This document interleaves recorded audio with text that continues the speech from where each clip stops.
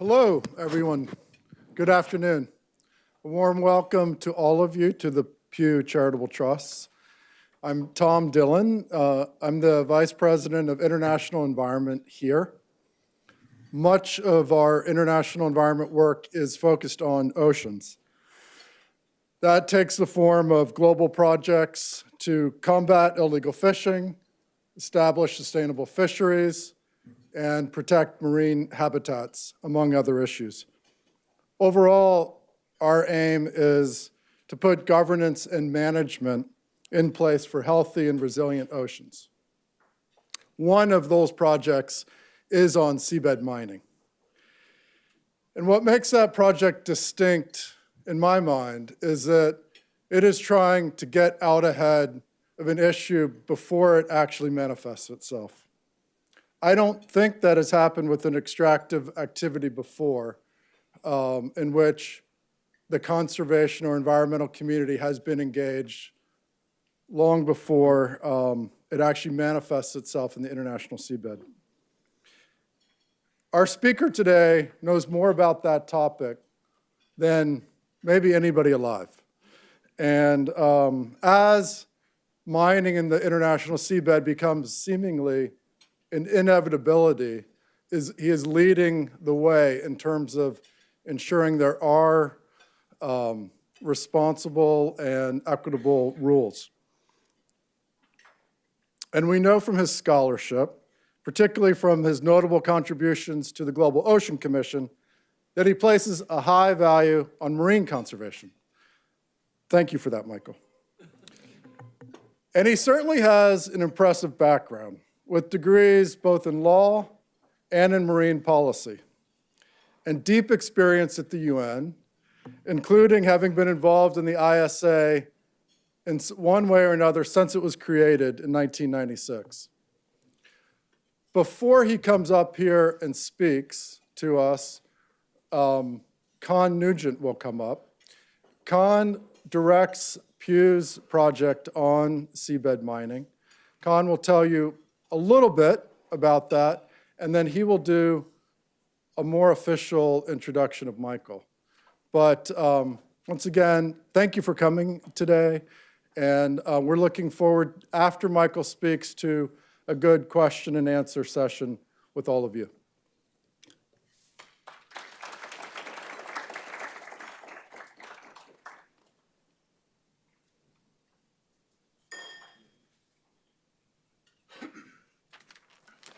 Hello, everyone. Thank you for coming. This is a copy of the United States, but there's an amusing error. This is a copy of the United Nations Convention on the Law of the Sea, UNCLOS. We Americans usually refer to it as the Law of the Sea Treaty. The United States has not ratified UNCLOS, notwithstanding the best efforts of the Pew Trust. 167 other states have ratified UNCLOS. UNCLOS has never been much of a headline maker, but historians will note that this thick treaty has successfully, more or less successfully, created a rule book and a process for determining exclusive economic zones and adjudicating national claims to offshore archipelagos. These days, those issues are very much at play, most particularly off Southeast Asia. But today, our speaker and his subject concern that portion of UNCLOS that establishes an international system to govern the removal of materials from the seabed beyond national jurisdiction, which is to say 62% of the bottom of the ocean. UNCLOS says any exploitation of that ocean bottom is governed by a single entity, the International Seabed Authority, the ISA. UNCLOS says that the ISA must facilitate seabed mining. UNCLOS also says that the ISA must take, quote, necessary measures to ensure effective protection for the marine environment from harmful effects which may arise from such activities. One can describe these texts as comprehensive or schizophrenic. In any case, the challenge before our speaker today is how to initiate an industry that has not yet happened, at the same time as create a structure that not only permits but assures environmental protection.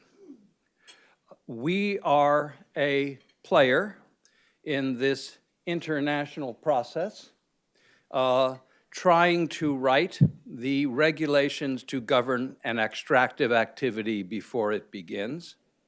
And it is Michael Lodge who is steering the administrative ship. Pew's role, Pew's objective is clear and rather simply stated, and I'll read it to you because this is a copy of the objective that I push pin above my poor typewriter every morning. To ensure the adoption of an international seabed mining code that closes large, ecologically important areas of the deep sea to mineral extraction and imposes precautionary standards to minimize environmental damage where seabed mining does occur. Hence, we want large, no mining areas, and we want mining operations to be governed by strict precautionary regulations. No easy assignment for us or indeed for our speaker today. And before giving him the podium, I would like to ask that some attention be paid to our small but ambitious team here at the Pew. I think most of you are aware that there are 3 full-timers of us. We call ourselves the Troika, Winnie Roberts and Megan Jungwi Watanaporn. But you may not realize, except I think you, the Pewites among us will realize, that there are vital persons that enable this project throughout the organization, whether it's in contracts, whether it's in science, whether it's in legal analysis, whether it's in economics. Our 3-person core is utterly dependent upon the expertise and goodwill of a number of Pew employees, and they would do me a great favor if they were to stand. Come on, get off your feet, Andrew.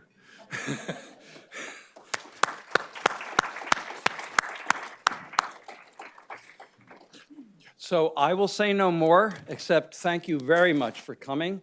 We will have a question and answer period, which I have the pleasure of moderating after Michael's presentation, but I am happy to present to you the Secretary General of the International Seabed Authority, Michael Lodge.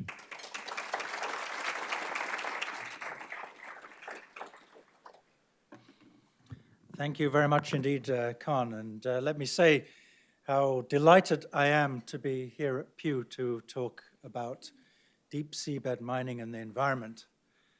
I've had a very long and happy association with the Pew Environment Group over quite a number of years, covering a range of different topics apart from deep seabed mining. So it's very good to be here simply for that reason and to renew my acquaintance with people like Josh Reichert, who I worked on very closely with the Global Ocean Commission. Most immediately relevant, of course, is the association that the ISA has had over the past couple of years with the Seabed Mining Project, ably headed up by Con and abetted, as you've just said, by Winnie and Megan and your team. And I certainly want to pay tribute to what I regard as a very constructive engagement with the ISA and our stakeholders in several areas, not least our efforts to develop a mining code and to engage more effectively with developing country members of the ISA. Amongst the collaborations we've enjoyed, some highlights were a highly successful workshop in Uganda earlier this year, actually the first workshop ever to be held in a landlocked developing country, and partnerships on two workshops on environmental issues, both held in Berlin. Another highlight has been the second of our annual weekend trips to Ocho Rios during the annual sessions of the authority in Jamaica to brainstorm on various issues relating to deep seabed mining. And I must say that that is a lot harder work than it sounds like. A weekend in Ocho Rios is tough. And this is just in addition to a wide variety of other very educational and informative side events convened by Con's team during the ISA Council and Assembly meetings, as well as your very well-informed and, I must say, very constructive inputs to various processes such as stakeholder processes and reports and studies that you have submitted, many of them through the initiative that I call Con's Project Code. And I should also mention, actually, the DSM Observer, which I think was also a brainchild of Con. I recommend to everybody, in my view, is doing an excellent job of raising awareness on all sides of the debate. Now, when it comes to deep seabed mining and the environment, I suspect that many of the people in this room come with a preconceived notion that deep seabed mining must be bad for the marine environment in some way, even if you cannot specifically say why. Of course, the word mining conjures up images of widespread destruction based on images of land-based mining. And when you juxtapose that with the popular image that I think we all have of the deep seabed as a pristine wilderness, then it instantly causes alarms to go off. But actually, seabed mining is something that has been around for centuries. Shallow water mining and dredging for tin, gold, sand, gravel, and even diamonds is actually nothing new.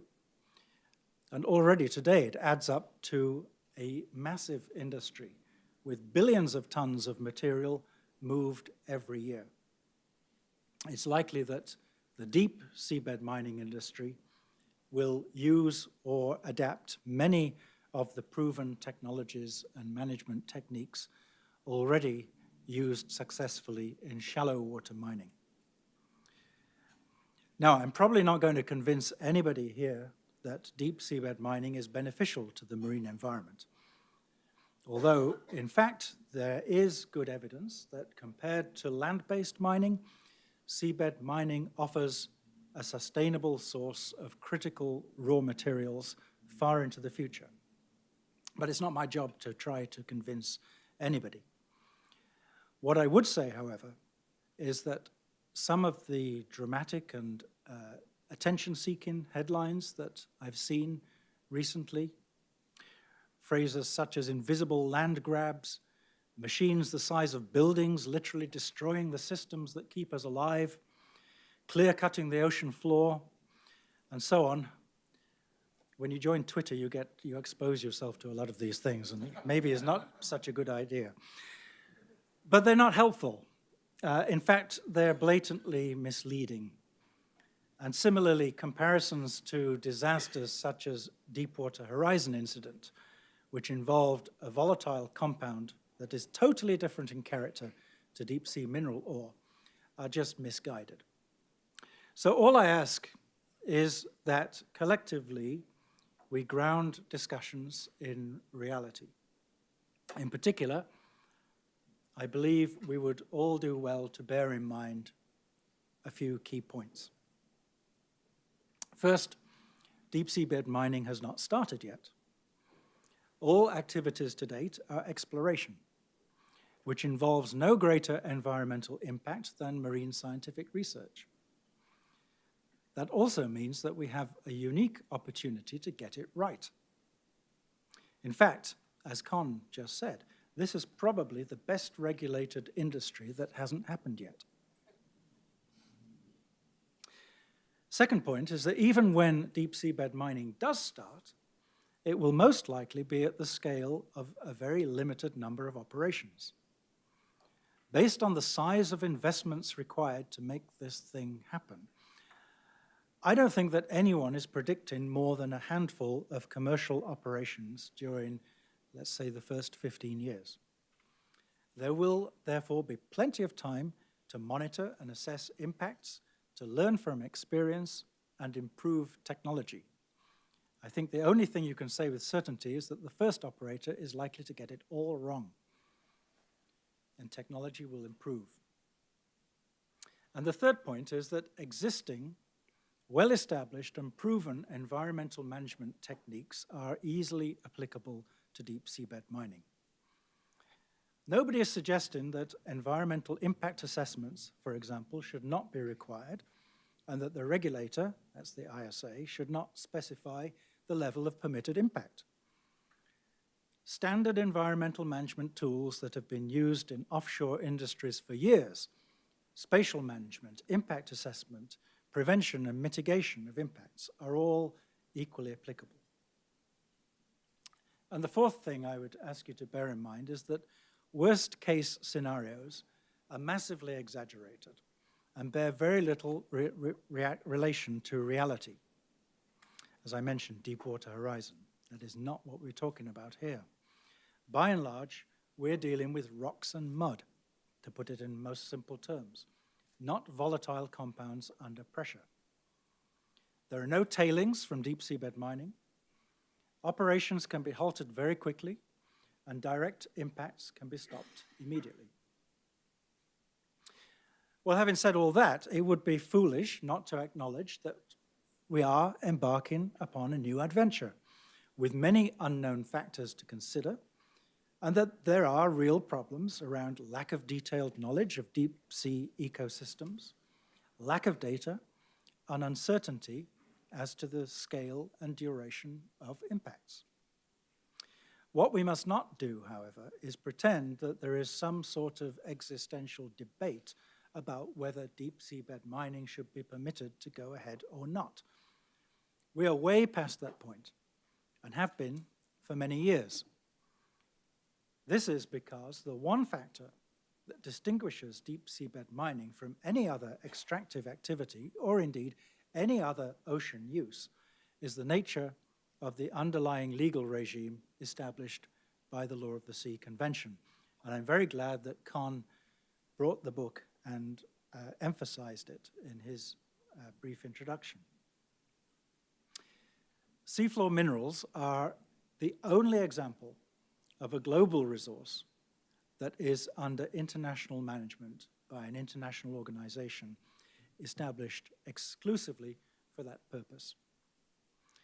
And this immediately distinguishes them from other frontier resources, such as outer space minerals.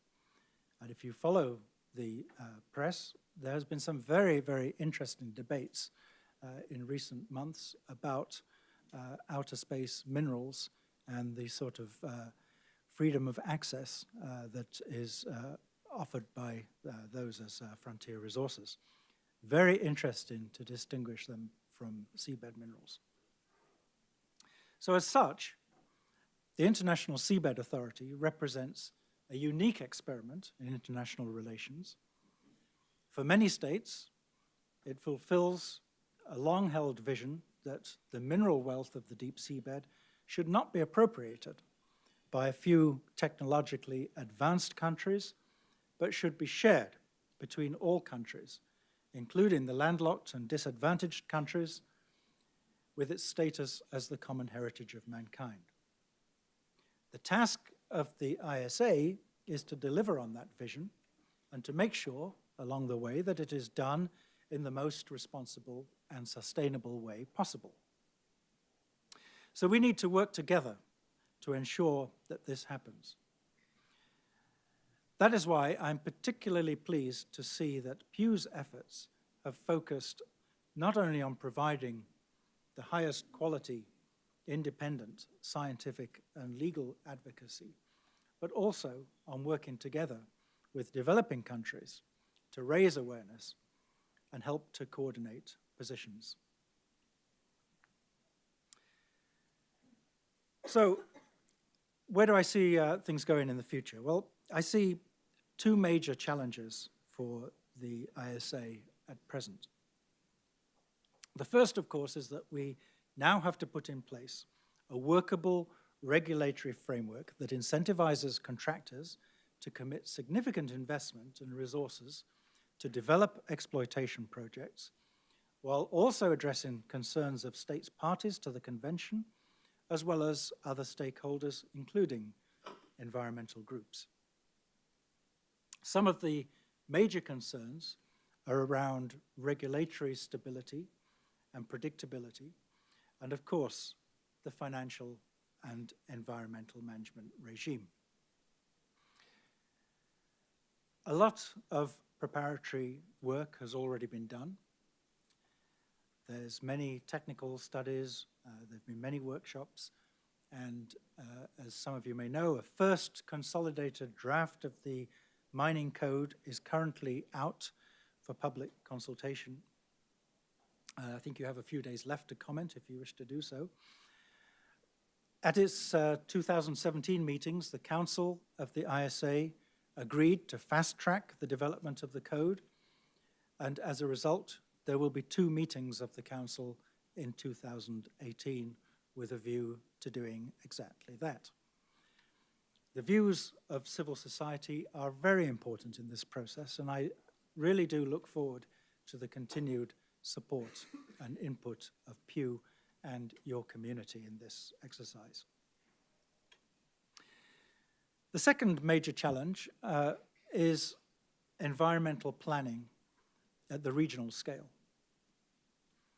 To me, this is a greater and potentially far more interesting challenge. If project-based environmental management is primarily the function of the operators, the other major task of the ISA is to manage the deep seabed for the benefit of all at a global and regional scale. Of course, in one critically important way, this is already the case because the fundamental concept of the law of the sea is that deep seabed mining is only allowed to take place under contract to the International Seabed Authority. The consequence of this is that the default position is that the seabed is off limits to mining except where expressly permitted following a lengthy process of approval. In that sense, one could say that everything is protected. This is actually an important and fundamental underlying concept and something that immediately sets deep seabed mining apart from any other high seas activity, including fishing and including new activities like bioprospecting. But actually, more is needed to actively manage effectively at a regional scale.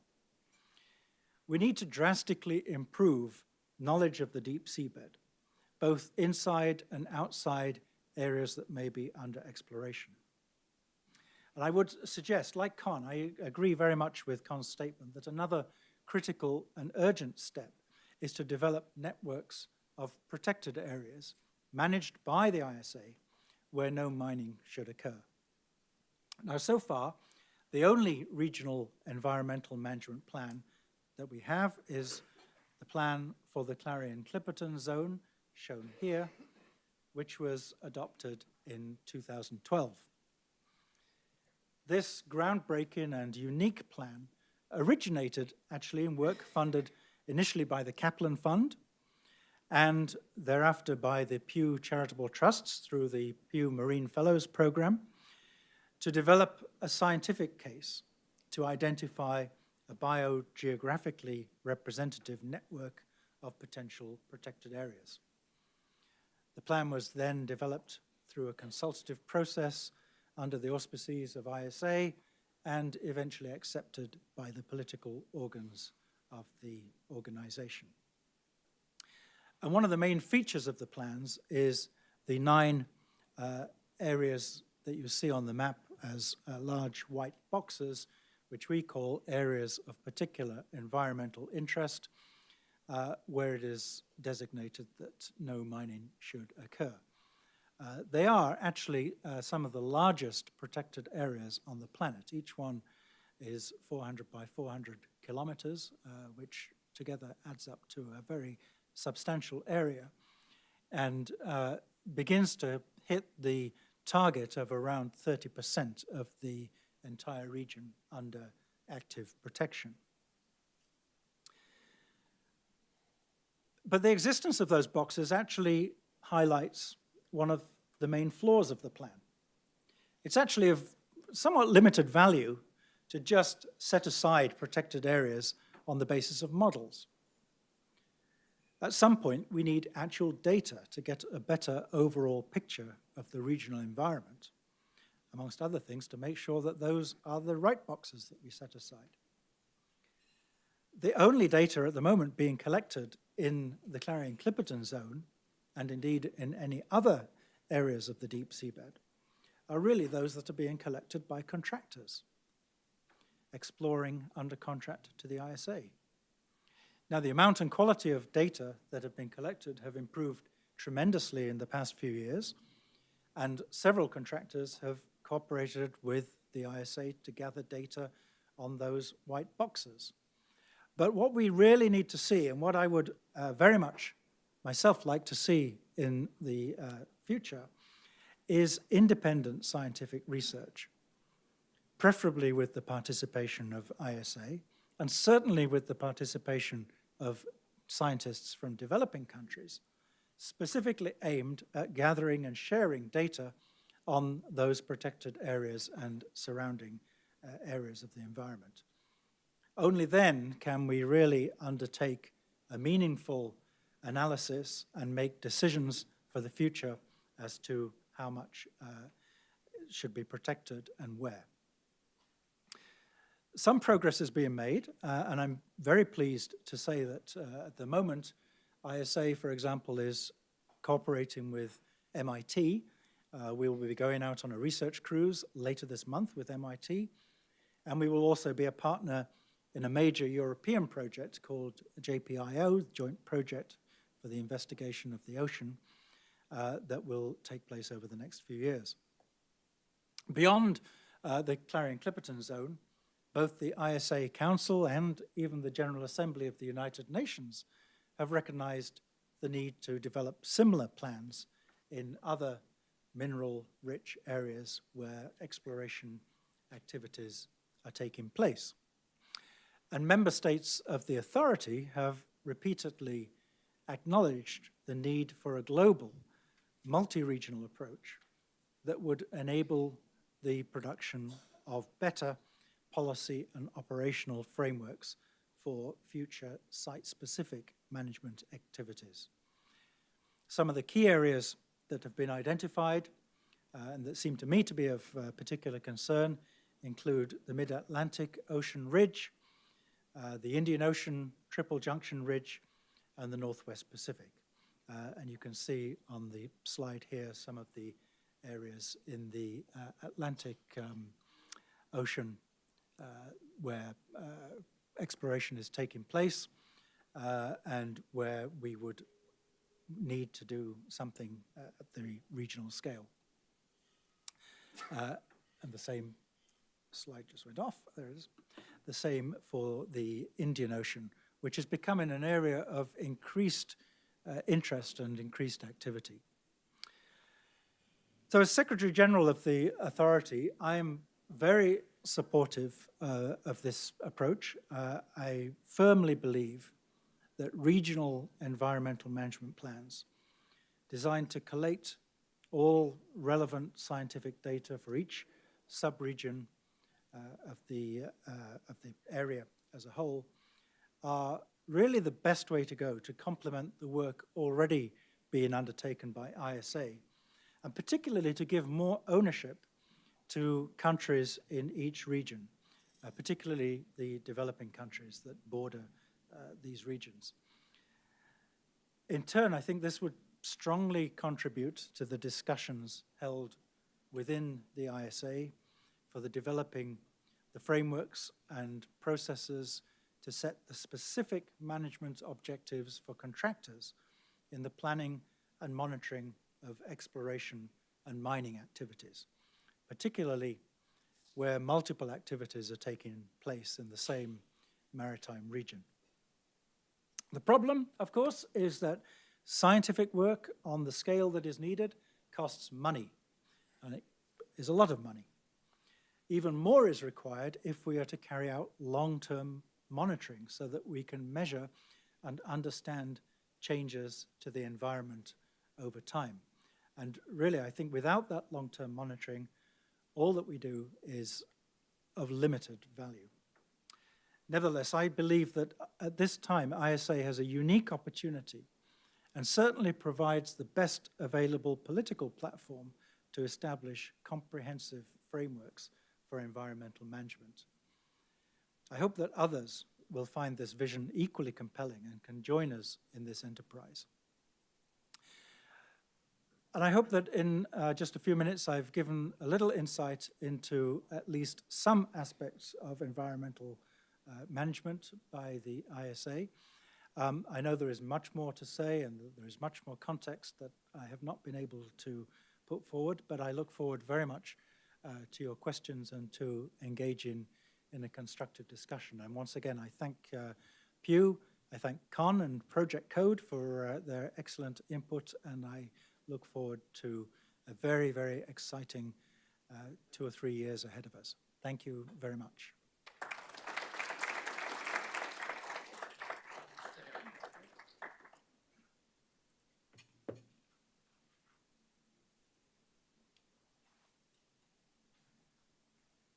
Those of you who have previously received stipends for your questions will be reimbursed shortly.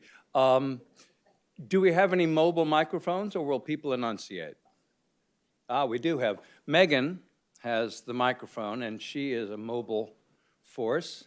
And so if I could just have hands in the air, please, should you like to offer a question to the Secretary General, and Megan will go to Caitlin Antrim, number 1. Testing.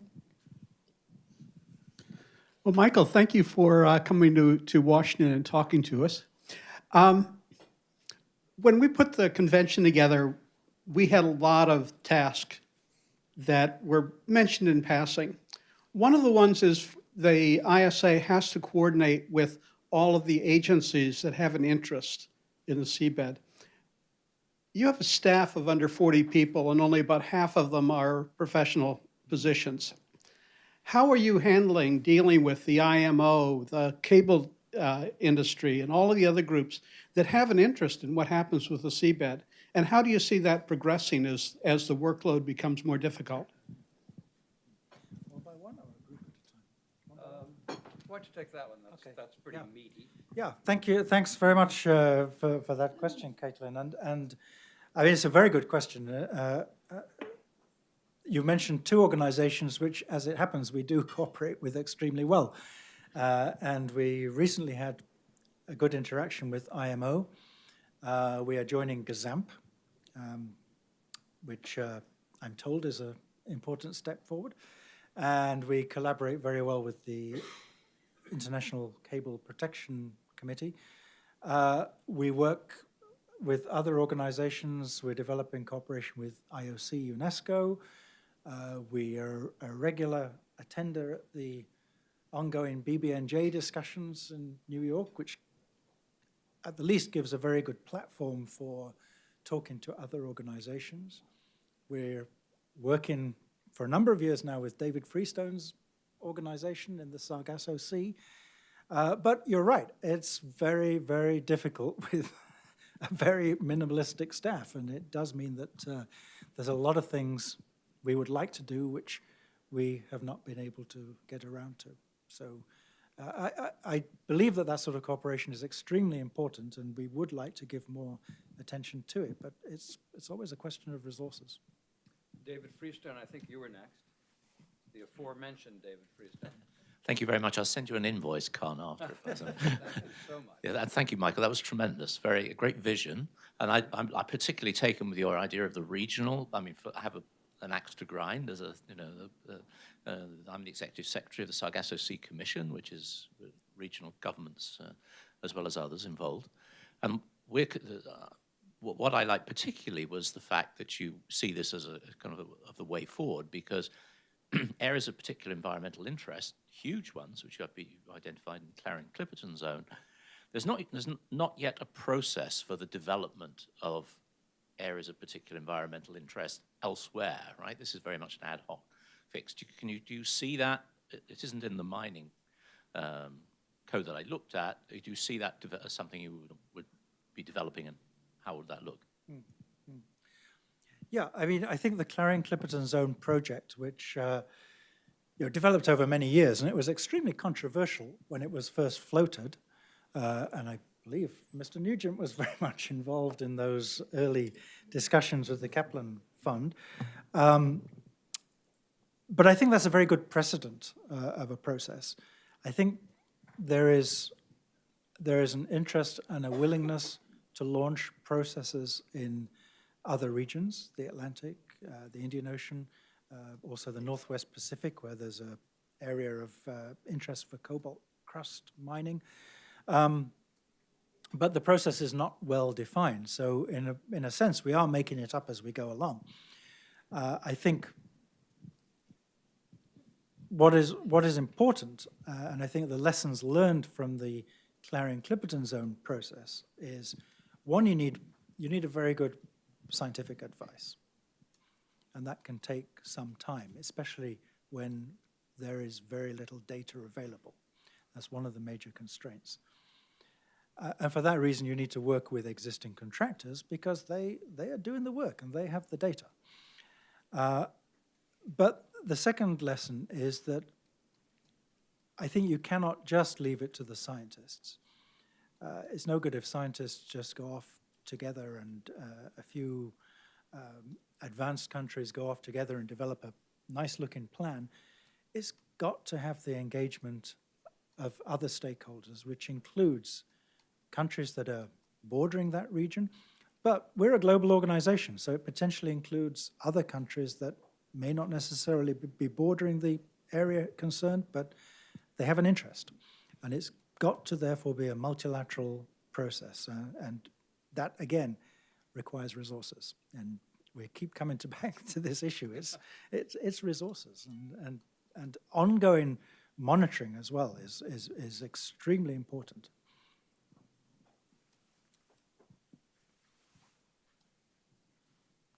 Did you have a question? The next questioner will be Chris Mann, without whom there would be no Pew seabed mining project, and who was he who shaped that first successful ask of the Pew board. So, Godfather? That creates some big shoes to fill. This is a good segue, I think, to your last line, Michael, of about resources. I mean, obviously, here at Pew, we're intensely interested in the environmental considerations, but something else that's important is money and the finance and financial regime for the Seabed Authority. Could you tell us where things stand with that and how that's looking in terms of both requiring a fair payment for use of the common heritage of mankind, but also capitalizing the small endeavor that you're undertaking? So a little bit of background. The convention states that until commercial deep seabed mining starts, the costs of the authority are paid for by contributions from member states. And we have a contributions formula that is basically the same as the UN. And that's where we receive our budget from at the moment. Increasingly, contractors are contributing to our budget from their exploration activities. And I think the proportion has come up to around 15%. So that's a reasonably healthy proportion at the moment. When you consider that exploration is all expense. I mean, nobody's making money from exploration. They're just throwing money into the water. Eventually, when seabed mining starts, the authority will be self-financing through royalties from whatever is recovered. And we are well on the way, I would say, to developing a model for how that regime would work. There's been quite a lot of background work done, and I want to acknowledge Steve Desposito's organization, Resolve, which has been a partner with ISA in doing a lot of that preparatory work. We've now moved it on to the next level. We're working with MIT to develop a financial model. And eventually that will go to the ISA Council for negotiation, and then it'll be a political negotiation. But eventually I do see that seabed mining will pay for the management of the seabed. That's the end goal, that's the end objective. The stumbling block, I think, is what do you do in this interim period when we're applying what was euphemistically called the evolutionary approach, which means that the organization, frankly, is starved of resources. I mean, we're in an age of austerity. Everybody knows that public funding is very difficult to come by, and we have got we have incredibly limited resources. We're an extremely lean organization in that sense. But I do think that if we're going to get serious about creating this framework for rational management of these resources, we have to get more serious about the cost of it, because science is expensive. These areas are 6 days away from land. Just taking a cruise out there to get half a dozen samples is a couple of $1 million, and it's expensive. So, I would like to partner with as many interested parties as possible, whether it's environmental NGOs, whether it's philanthropic organizations, whether it's scientific organizations. I think we offer a platform that is global, it's unique, and the advantage is that the data is beneficial to all of us and will be shared through the ISA for everybody's benefit. And I think this is an immense contribution to the future. I'd just like to welcome Karen Sack. Mention was made earlier that Michael was a major contributor to the Global Ocean Commission, in that he was almost preeminent. She who is and was preeminent is now going to ask a question. This is Karen Sack. Thank you, Con. Michael, it's lovely to see you. As you know, I will probably ask you a question that you won't be happy with. It's how we've always worked together. And there are two. I guess the one has to do with the royalties. We have, over time, both worked with an organization that receives income from royalties and so has an incentive to certify more activity in order to receive more royalties.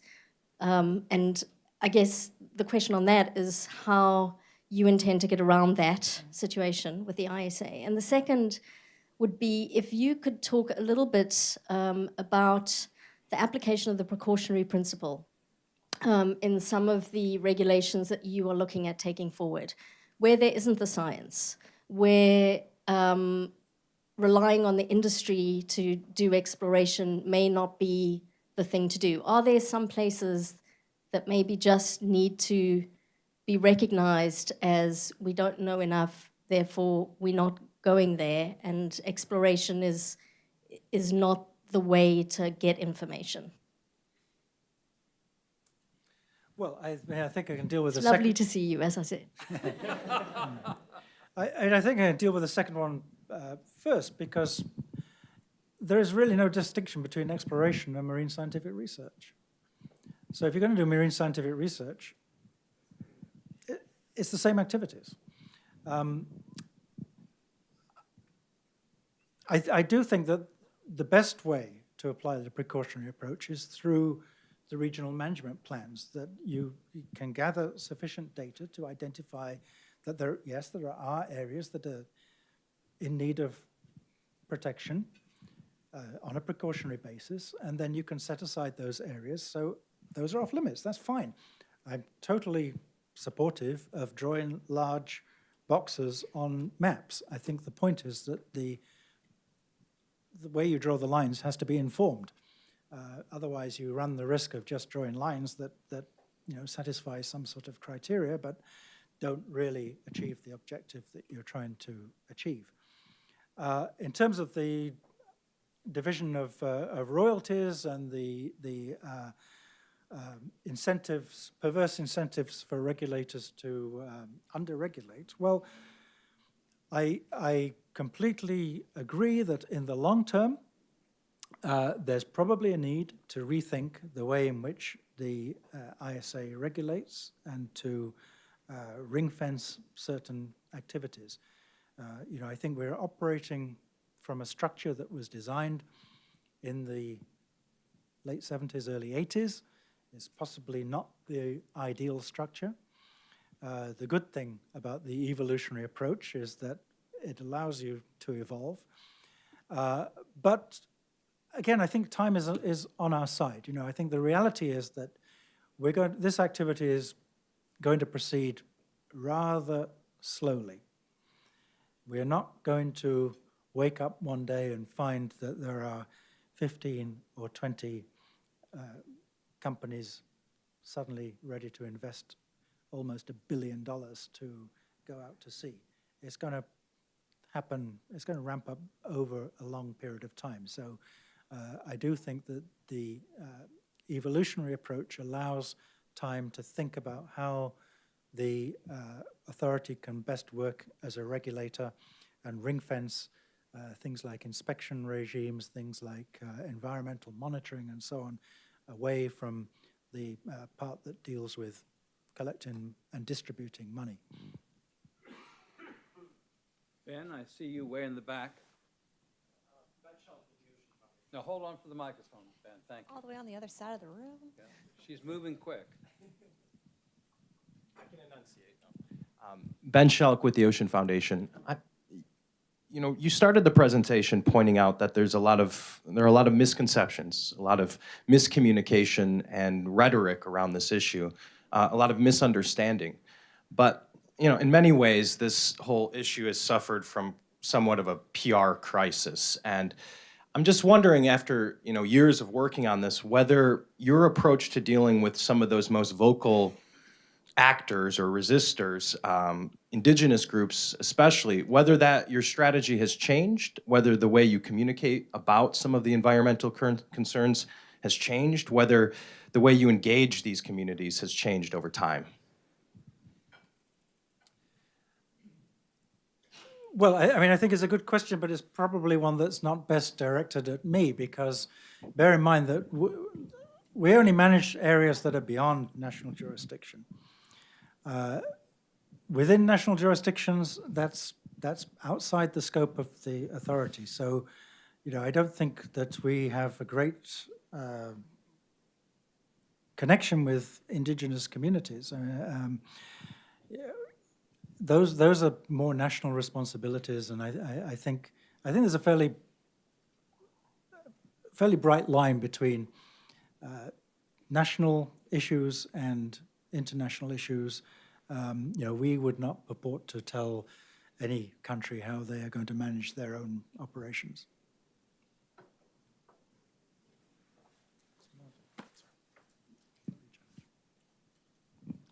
Thank you. I'm John White from the Consortium for Ocean Leadership. Thanks for your presentation, and especially your comments regarding that putting types of mining infrastructure into the ocean will actually allow us to have access to ocean data regarding the conditions and characteristics of the ocean that are very hard to come by. And we do have a lack of understanding of the ecosystems and various things in the deep ocean. Therefore, my question is sort of two-part. One is, do you foresee that the regulatory framework that you're wrestling with will require a basic set of ocean monitoring equipment to get after some of the basic ocean conditions, chemical, physical, and biological? And if so, will those data be required to be actually archived and made available to the public at cost of the mining authority? Yeah, excellent question. Yes is the answer. I'm sure that we'll require continuous monitoring data. You know, technology is moving so fast, and it's moved so fast even in just the past 3 years, that I don't even know what those data are going to be, and it's not my specialization anyway. But the principle of long-term monitoring, absolutely.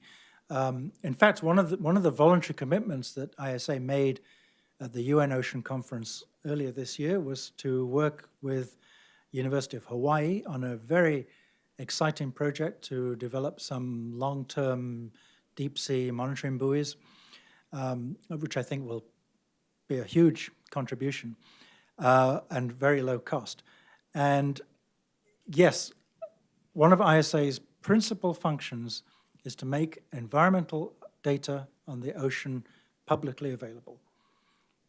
We're in the process of developing a global database. It's understood that all data generated by contractors that is relevant to the environment is public data. Okay, and it will be available hopefully in about 6 months' time through ISA to everybody. Of course, resource-specific data, proprietary data is protected, but environmental data, which covers everything you talked about and more, is public data. And that's one of the other contributions that I believe these regional plans can make, is to make these ocean data, deep-sea ocean data, available on a vast scale. I think I saw a question back there. Thank you. Steve Desposito with Resolve. Michael, I'm curious about the proponents. Who is it that's going to be doing seabed mining? When I first started looking at the issue 15 or so years ago, I assumed it was going to be some of the major mining companies. It seems to have changed. Do you have a sense of who's playing today and what that looks like going forward over the next decade or so? Thanks. So here's the thing.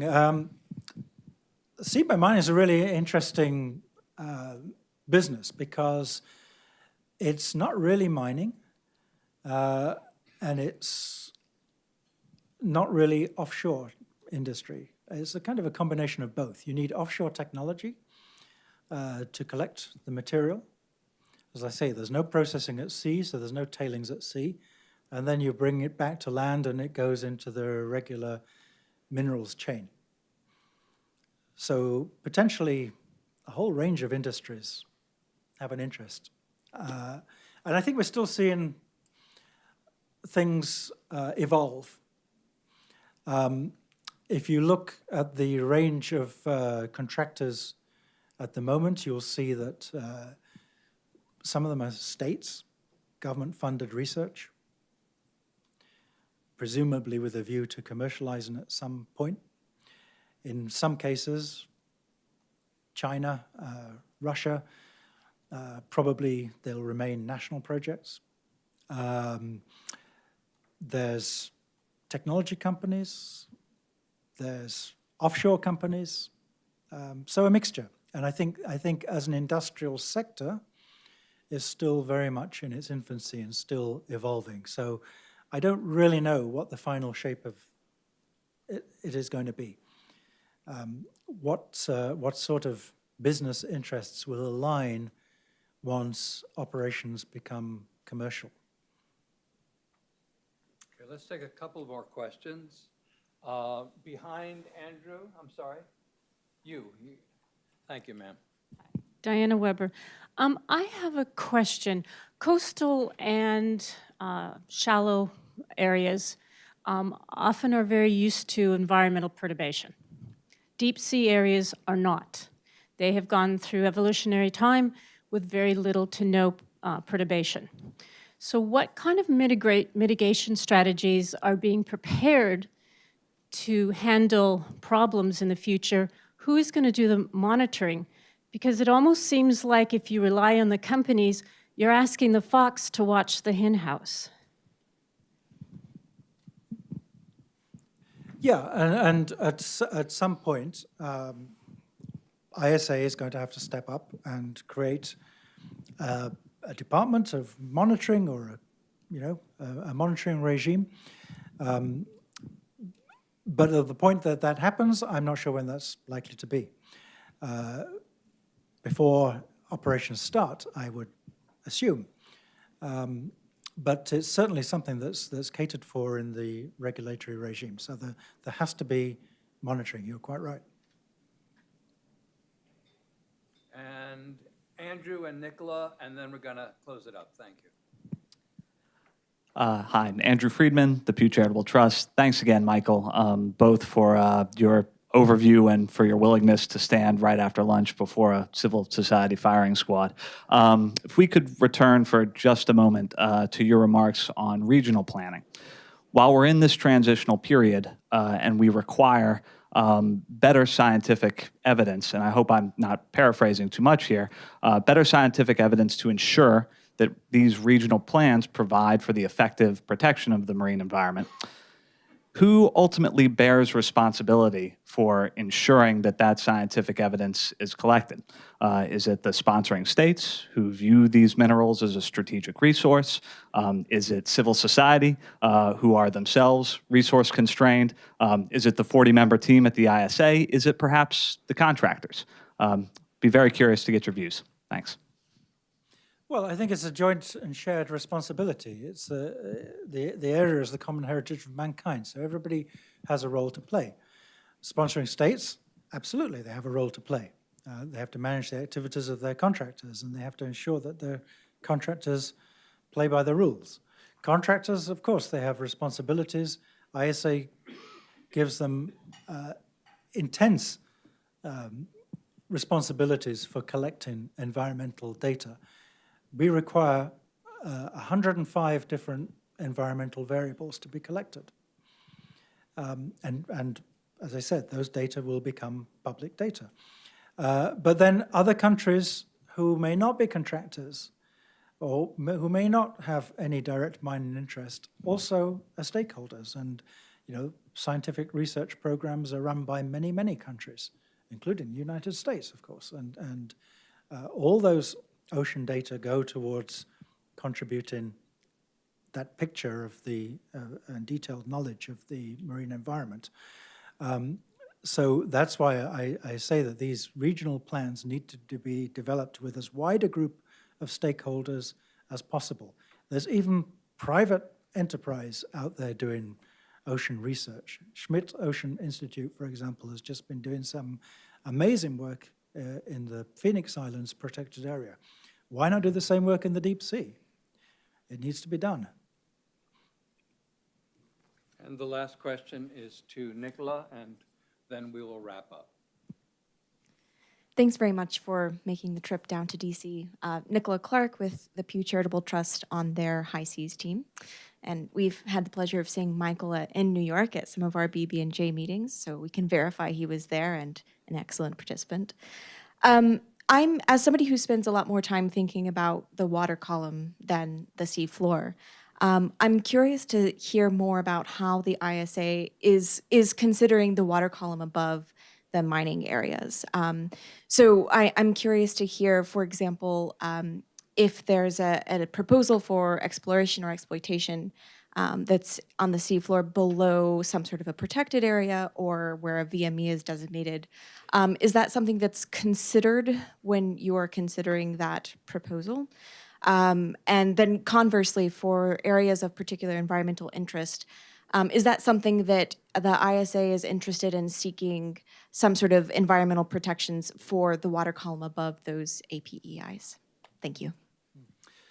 Yeah, it's a good question, but I'm probably going to get all loyally on you. So ISA's mandate is to manage, to protect from the impacts of mining, wherever those impacts are felt, whether they're felt on the seabed or whether they're felt in the water column. I mean, so far, the suggestion is that there may be impacts in the water column, up to a certain level above the mining area. There may be accidental discharge into the water column at higher levels. There should be no deliberate discharge, and I think that's very clear. But ISA is not responsible for managing all other activities that may be taking place. In the case of the APEIs, certainly ISA makes known the existence of those areas to other organizations, but it's for those other organizations to take measures if they feel that those measures are necessary.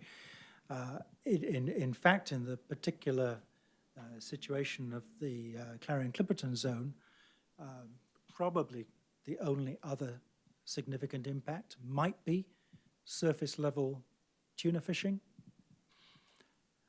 But it's difficult to see that that really has any relation to whatever may happen on the seabed, particularly as it's migratory. But I think these are problems that, of course, we're grappling with in the context of the BBNJ discussions, whether it makes any sense to have some sort of global protection regime, or whether we should rather work to improve the existing sectoral regimes that are established through the convention.